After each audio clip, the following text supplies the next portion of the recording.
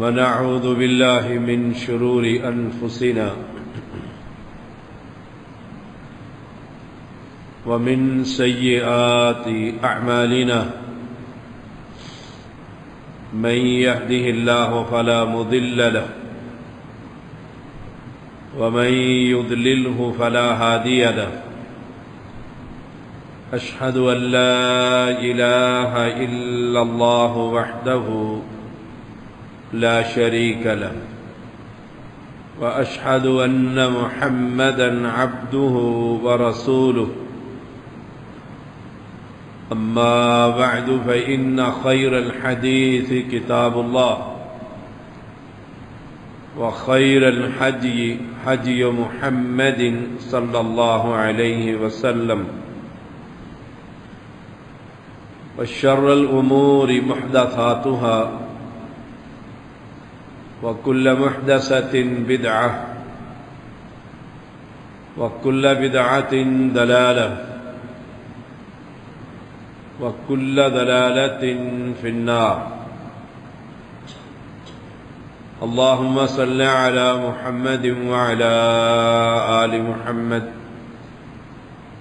كما صليت على إبراهيم وعلى آل إبراهيم إنك حميد مجيد اللهم بارك على محمد وعلى آل محمد كما باركت على إبراهيم وعلى آل إبراهيم إنك حميد مجيد فأعوذ بالله السميع العليم من الشيطان الرجيم إنني أنا الله لا إله إلا أنا فاعبدني وأقم الصلاة لذكري ہر قسم کی حمد و ثنا اللہ وحدہ لا شریک کے لیے، انگن درود و سلام محمد الرسول اللہ صلی اللہ علیہ وسلم پر، جن کی محنت سے اللہ کا پیغام ہم تک پہنچا اور تاریخ اسلام آپ کی تکالیف، مصیبتیں اور آزمائشوں سے بھری پڑی۔ رسول اللہ صلی اللہ علیہ وسلم کا ایک فرمان جو صحیح بخاری میں ایک پیغمبر کا ذکر کرتے ہوئے آپ فرماتے ہیں کہ وہ پیغمبر قوم کو اللہ کی توحید کی دعوت دے رہے تھے کہ ایک بدبخت نے ان کے چہرے پر پتھر مارا، چہرہ زخمی ہو گیا۔ انہوں نے ایک ہاتھ سے اپنے چہرے کا خون صاف کیا اور کہا یا قوم اعبدوا اللہ ما لکم من الہ غیرہ، اور راوی کہتا ہے کہ وہ جو پیغمبر تھے وہ خود محمد الرسول اللہ صلی اللہ علیہ وسلم۔ شروع کے ایام مکہ کی زندگی اور مدنی زندگی اور موت کے وقت کا پیغام پیغام توحید ہے۔ ہماری بات چل رہی تھی کہ ابو جہل جو پتھر لے کر آیا تھا، ایک مرتبہ یہ سارے مشرک حتیم میں جمع تھے، رسول اللہ صلی اللہ علیہ وسلم تشریف لائے، حجر اسود کو چوما، بڑا قیمتی پتھر ہے، جنت سے آیا ہوا پتھر ہے،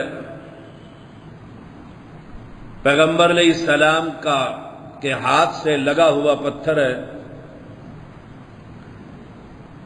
اور پھر سب سے بڑی خوبی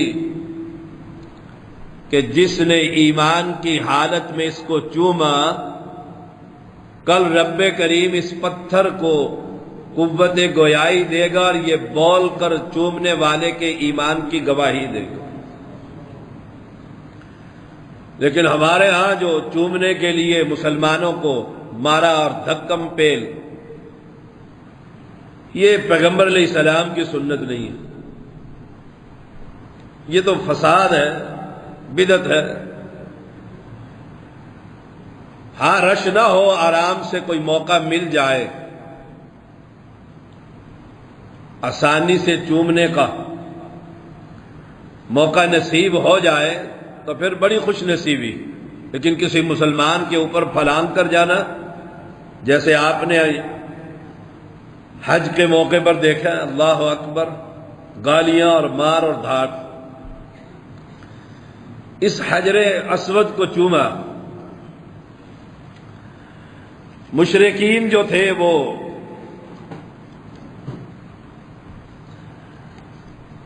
رسول اللہ صلی اللہ علیہ وسلم کا ہر وقت ذکر کرتے ہی رہتے تھے۔ آپ ان کے پاس سے جو گزرے، انہوں نے اپنی زبانوں کو لمبا کیا،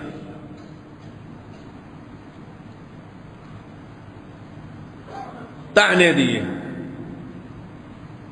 جرم کیا تھا پیغمبر کا؟ کہ اللہ کے بندوں کو پتھروں کی عبادت سے ہٹا کر حی و قیوم کی عبادت کا پیغام دینا۔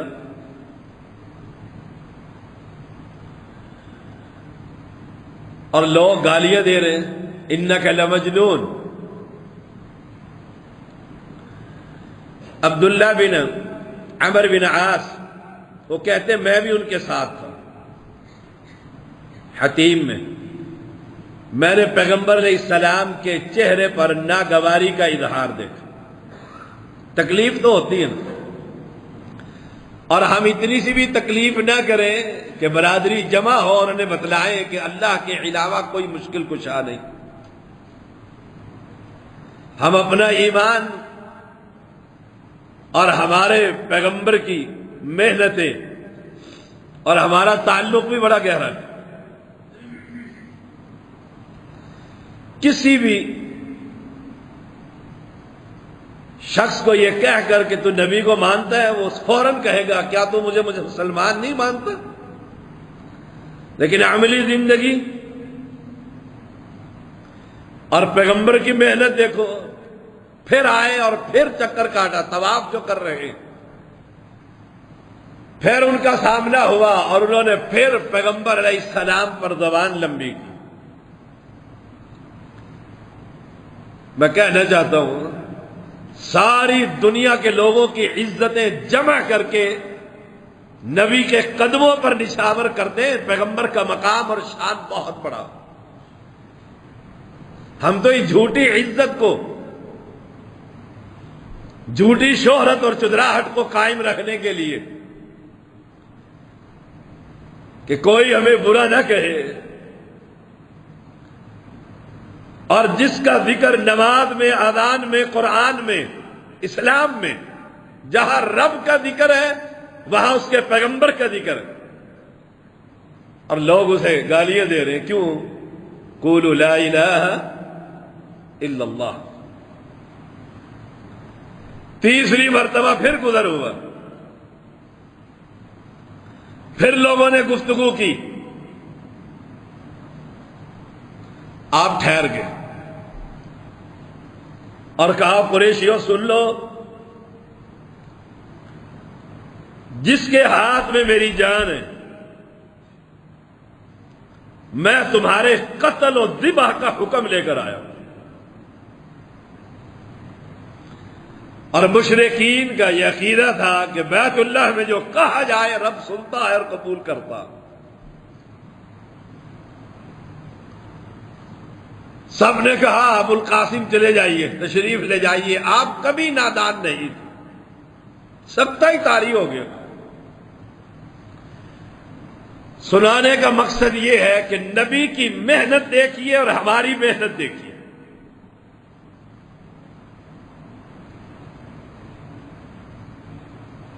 نبی کا مقام دیکھیے، عزت اور عظمت دیکھیے، اور لوگوں کی گالیاں دیکھیے کہ رب کو کہنا پڑا انا کفیناک المستہزئین، میں کافی ہوں تیرا مذاق اڑانے والوں کے لیے۔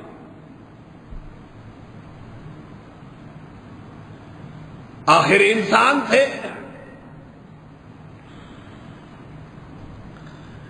تکلیف تو ہوتی ہے کہ میں انہیں کہہ کیا رہا، لا اسألکم علیہ اجرا ام تسألہم اجرا فہم من مغرم مثقلون، کیا تو ان سے اجر مانگتے، چندے مانگتے کہ یہ اس کے بوجھ تلے دبے ہوئے؟ ان اجری الا علی اللہ، پیغمبر کی تو یہ شان ہی نہیں ہے، وہ تو قاسم ہے، تقسیم کرنے والا۔ اگلا دن ہوا، برجو ہی رسول اللہ صلی اللہ علیہ وسلم کو دیکھا، سب کے سب آپ پر ٹوٹ پڑے۔ جرم کیا ہوا؟ لا الہ الا اللہ۔ سیرت دیکھیے پیغمبر کی، آواز پڑی اپنے ساتھی کو بچاؤ۔ مختلف روایتیں ہیں کہ ابو بکر گھر میں تھے، کوئی تاریخ دان کہتا ہے وہیں پر تھے، آپ دوڑے اور آپ کو چھڑانے لگے اور روتے جا رہے ہیں، اور ایک بات کہتے اتقتلون رجلا ان یقول ربی اللہ، تم اس نبی کو اس لیے قتل کرنا چاہتے ہو کہ یہ کہتا یہ ہے کہ پالن ہار صرف اللہ کی ذات۔ جرم بیان کیا کہ اس پیغمبر کا جرم یہ ہے کہ یہ پتھروں کو پالن ہار اور لجپار نہیں مانتا، اور تمہیں بھی یہی کہتا ہے لوگوں عبادت صرف حی و قیوم کی ہوتی، جو مر جائے وہ عبادت کے قابل نہیں، جسے نہلایا جائے وہ سجدے کے قابل نہیں، جسے کفنایا جائے وہ رکوع کے قابل نہیں، جسے چارپائی پر اٹھایا جائے اس سے مدد نہیں مانگی جا سکتی۔ اتقتلون رجلا ان یقول ربی اللہ، کہ رب اللہ۔ رسول اللہ صلی اللہ علیہ وسلم کو چھڑایا،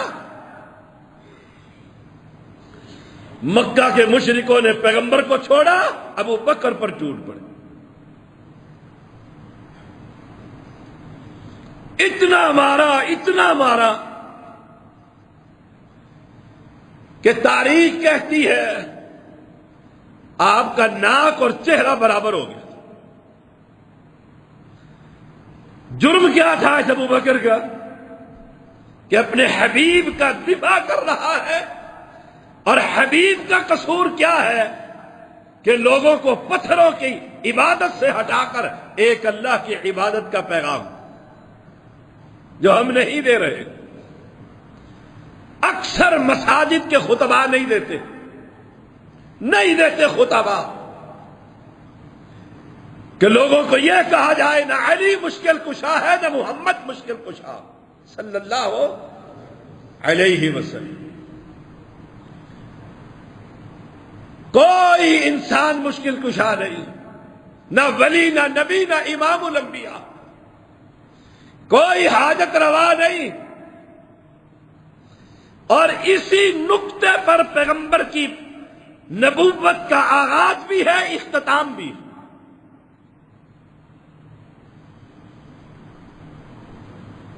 کہتے ہیں بنو غفار والے اٹھا کر لے گئے اور کہہ گئے اگر ابو بکر فوت ہو گیا بدلہ لیں گے. یعنی یہ حالت ہو گئی. ہم تو برادری میں بات کرنے کو تیار نہیں کہ لوگ ناراض ہو جائیں گے، شادی سے اٹھ کر چلے جائیں گے، غمی سے بھاگ جائیں گے، اکیلا رہ جاؤں گا. اے نوجوان، اے مسلمان، تو جس نبی کا امتی ہے وہ تو مارے کھا رہا ہے، وہ مارے کھا رہا ہے.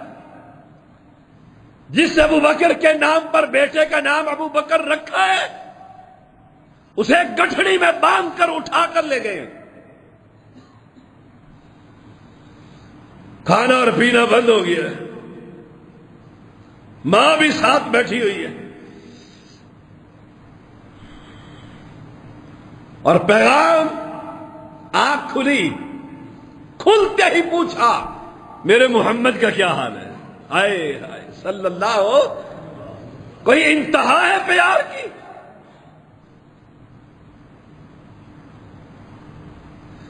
نہ پانی نہ کھانا، نہ دارو نہ دوائی. اللہ ہمیں بھی ایسا پیار نصیب فرما. کہا میرے پیغمبر کیسے ہیں؟ ہوش تو نہ رہا کہ پتہ نہیں زندہ ہے کہ فوت ہو گئے. کہا خیریت سے ہیں. کہا اس رب کی قسم جس کے ہاتھ میں ابو بکر کی جان ہے، جب تک نبی کا دیدار نہ کر لوں نہ کھاؤں گا نہ پیوں. او اہل ایمان، یہ ہے ہمارے ہیرو. نہ بیٹیاں پڑھنے کے لیے تیار، نہ بیٹے پڑھنے کے لیے تیار. عمران سیریز پڑھا لو، ڈائجسٹ پڑھا لو. مولوی ڈائجسٹ پڑھ کے خطبے دینے لگ گئے.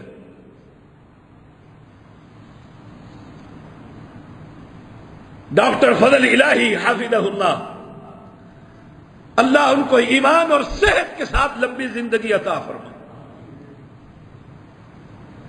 ان کے والد رحمہ اللہ ظہور الہی رحمہ اللہ، سفر کے دوران ایک مسجد میں جمعہ کا موقع، بڑے دلیر آدمی، عالم نہیں تھے، عام آدمی. خطیب نے خطبہ دیا، جب چوک چلے گئے خطیب سے جا کر ملاقات کی اور کہا آج کا آپ کا خطبہ 2 آنے کا ہے. اس وقت آنے چلتے تھے، عبدالحمید صاحب جانتے، 4 آنے 2 آنے. وہ مولوی بڑا پریشان ہوا. اس نے کہا جی کیسے؟ کہا صبح تو نے اخبار خریدا ہے اور ساری خبریں ممبر پر سنا دی ہے، 2 آنے کا اخبار آتا ہے. اور ان مسلمانوں کو ان کے ہیرو صالحین، صحابہ کی جماعت اور ابو بکر کا پیار یہ سنایا کرو. کہا نہ کھاؤں گا نہ پیوں گا جب تک دیدار محمد نہ ہو جائے صلی اللہ علیہ وسلم. لے جایا گیا، پیغمبر کو دیکھا، سکون نصیب ہوا. وہ ایک عورت جو تھی راستے میں کھڑی ہے، کہا بیٹا شہید، بھائی شہید، خامن شہید. کھڑی ہے، پوچھا محمد کیسے ہے؟ کہا وہ خیریت سے. کہا پھر یہ سارے غم ہیچ ہے، جب محمد زندہ ہے تو اسلام زندہ صلی اللہ علیہ وسلم. اپنے پیار کو بڑھائیے.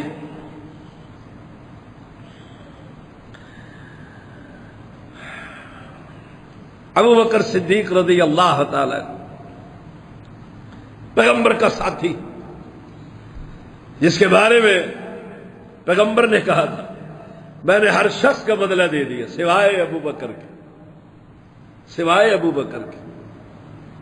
اس کا بدلہ رب ہی دے گا. لوگ اسے گالیاں دیں اور میرا وہ پارٹنر اور آفسی. پیغمبر کے ساتھ پیار کیجیے. پیغمبر کی سیرت طیبہ میرے لیے اور آپ کے لیے ماڈل ہے۔ کوہ صفا پر بیٹھے ہوئے ابو جہل گزرا، وہ اپنے مشن پر اور پیغمبر اپنے مشن پر، اس نے گالیاں دی، آپ خاموش رہے، امت کو سبق دیا اگر کوئی گالیاں دے تو خاموش رہو۔ کیوں؟ اللہ کی وجہ سے گالیاں دی جا رہی۔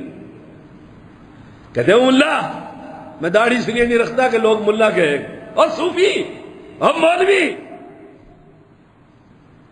بدتمیزی پر اتر آئے تو کہیں گے اب بکرا، میں اس لیے نہیں رکھتا۔ یہ گالیاں ساری منظور ہیں، کیوں؟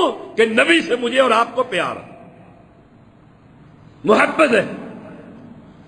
اس نے گالیاں دی، آپ خاموش رہے، اس نے پتھر اٹھایا، آپ کا چہرہ ہی زخمی کر دیا، پھاڑ دیا سر۔ عبداللہ بن جدعان کی لونڈی اپنے کوہ صفا پر مکان سے یہ سب کچھ دیکھ رہی تھی، ادھر سے حمزہ رضی اللہ تعالی عنہ کمان حمائل کی ہوئے شکار کر کے واپس آئے تو وہیں سے کہنے لگی ابو جہل نے تیرے بھتیجے کا سر پھاڑ دیا، آگ ہی لگ گئی۔ اسی طرح دوڑتے ہوئے بیت اللہ میں پہنچے اور ابو جہل کے سر کے اوپر کھڑے ہو کر کمار اٹھائی اور سر زخمی کر کر کہا بزدل، میرے بھتیجے کو گالیاں دیتا ہے حالانکہ میں بھی اسی کے دین پر ہوں۔ لوگ کھڑے ہو گئے لڑنے کے لیے، دونوں قبیلے، ابو جہل کا قبیلہ بھی اور بنو ہاشم۔ ابو جہل نے کہا بیٹھ جاؤ، میں نے واقعی ان کے بھتیجے کو گالی دی، محبت تھی نا، پیار تھا نا۔ آئے اور بھتیجے کو کہنے لگے غم نہ کیا کرو، میں جب یہ پڑھتا ہوں اللہ کتنا صابر ہے یہ محمد صلی اللہ علیہ وسلم، مار کیوں پڑ رہی ہے؟ کہا میں نے بھی سر پھاڑ دیا اس کا، بدلہ لے کر آیا ہوں۔ آپ خاموش بیٹھے رہے۔ حمزہ بڑے پریشان ہوئے، کہا بھتیجے خوش نہیں ہوئے؟ کہا کیا خوشی چچا، وہ بھی لات کا پجاری، آپ بھی منات کے پجاری، کیا فرق ہے آپ میں اور اس میں؟ وہ بھی پتھروں کو الہ مانتا ہے، آپ بھی پتھروں کو الہ مانتے ہیں، کیا فرق ہے آپ میں اور اس میں؟ خوشی تو یہ ہے کہ حمزہ کہے لا الہ الا اللہ، بس فوراً کلمہ پڑھ لیا، اشہد ان لا الہ الا اللہ۔ نبی کا چہرہ چمک اٹھا۔ ہماری اور ان کی لڑائی کیا ہے؟ ایک ہی ہے، ہم کہتے ہیں اللہ کے سوا کوئی الہ نہیں، معبود برحق نہیں، اور کیا ناراضی ہماری ان سے؟ کوئی کاروباری شراکت نہیں، کوئی نفع نقصان کا مسئلہ نہیں، کوئی جائیداد حصے دار نہیں، مسئلہ صرف وہی ہے جو میرے پاک پیغمبر کو مکہ کے مشرکین سے تھا۔ وہ پتھروں کی عبادت کرتے تھے اور نبی منع کرتا، یا قوم اعبدوا اللہ، نہ کر سجدہ کسی پتھر کو۔ اور یہ مسلمان پتھروں کو ہاتھ میں ڈال کر انہیں نفع اور نقصان کا مالک سمجھتا۔ اس پتھر سے قسمت بدلتی ہے، اس پتھر سے رزق بدلتا ہے، فرق صرف ہی ہم جو یہ بات کرتے ہیں۔ آپ دیکھیں بدلہ ہو گیا، بھتیجے کو چاہیے تھا کہ حمزہ کا ماتھا چوم لیتا کہ ٹھیک چچا بدلہ لے کر آئے، اور میں کیا بدلہ ہے، کیا مزہ؟ مزہ تو یہ ہے وہ پتھروں کا پجاری ہے، چچا تو ان پتھروں کو چھوڑ کر میرے رب کی عبادت کا اعلان کر۔ مزہ تو تب ہے رشتہ داری، برادری، داماد بنانے کا اور بیٹی لینے کا، کہ بنیاد کیا ہے؟ لا الہ۔ ہم تو دیکھتے ہیں نا، یہ سید ہے تو سیدوں میں، گجر ہے تو گجروں میں، ارائی ہے تو ارائی۔ رب کے ہاں نہ کوئی سید نہ کوئی چودھری، رب کے ہاں ان اکرمکم عند اللہ اتقاکم، نہ مہاجر نہ مقامی، رب کے ہاں ایک ہی چیز ہے، لا الہ الا اللہ۔ حالات بگڑتے چلے گئے، پیغمبر کو تنگ کر دیا گیا، صحابہ بھی تنگ ہے، صحابہ بھی تنگ۔ ان حالات کے اندر ایک امت کو سبق دیا، ہاتھ اٹھا دو، اس رب سے مانگو۔ پیغمبر نے بھی ہاتھ اٹھا دی، یا اللہ، اللہم اعز الاسلام باحب الرجلین الیک، یا اللہ ان دو بندوں میں سے جو تیرے نزدیک، تیرے ہاں اس کا مقام اونچا ہے، خطاب کا بیٹا عمر ہے یا ابو جہل ہے، ان میں سے جو تو بہتر سمجھتا ہے اسلام کا سپاہی بنا دے۔ دیکھو یہاں تو حاجی اب گئے ہیں نا، میرا سلام کہنا جا کے نبی کو، اور وہ بیچارے وہاں سپاہی جو کھڑے ہوتے ہیں،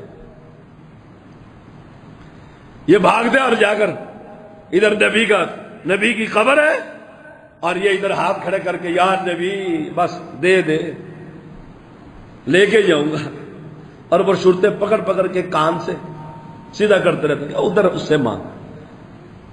میں وہاں کھڑا ہوا تھا پہلی صف میں، اور ان کا تماشا دیکھ رہا تھا قبر پرستوں کا، آئے ہائے روتے ہیں، بلکتے ہیں،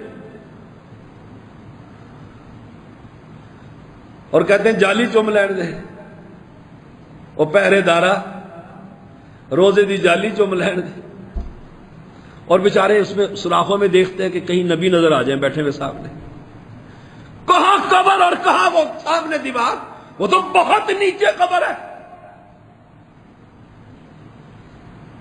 کوئی پڑھ لیا کرے کہاں ہے قبر نبی کی۔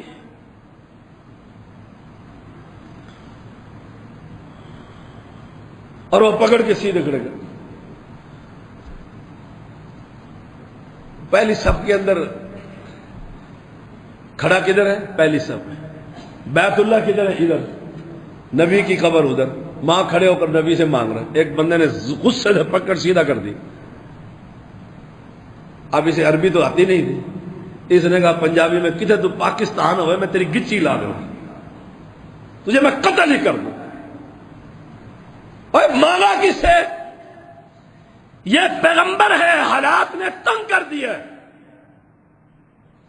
مکہ کے قریشیوں نے جکڑ کے رکھ دیا، باہر نکلتے ہیں زبانیں لمبی ہے، پتھر مارتے ہیں، لہو لہان کرتے ہیں۔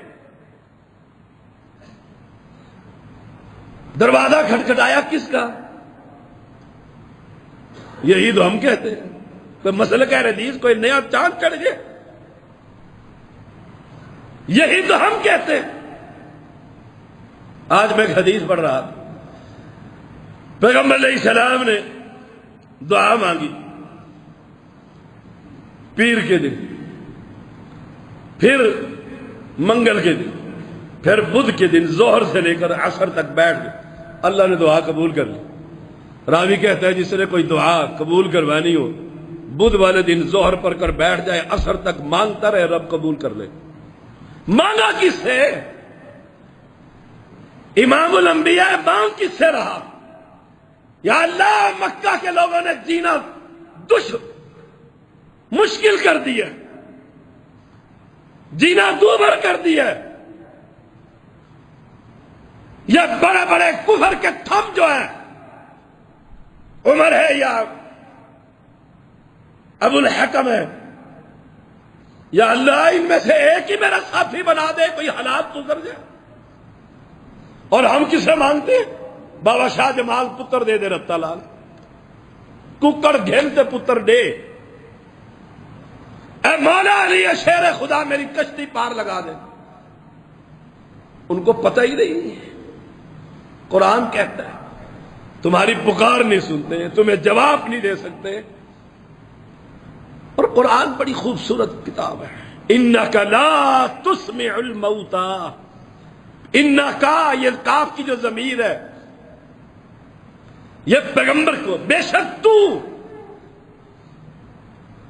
کیا مقام ہے، کیا شان ہے، لیکن یاد رکھ اے محمد صلی اللہ علیہ وسلم، آپ بھی مردوں کو نہیں سنا سکتے. کہ مردہ سنتا ہی نہیں ہے، اور یہاں مانتے ہی ہے مسلمان مردوں سے. جب یہ حالت ہو جائے، یہ حالت ہو جائے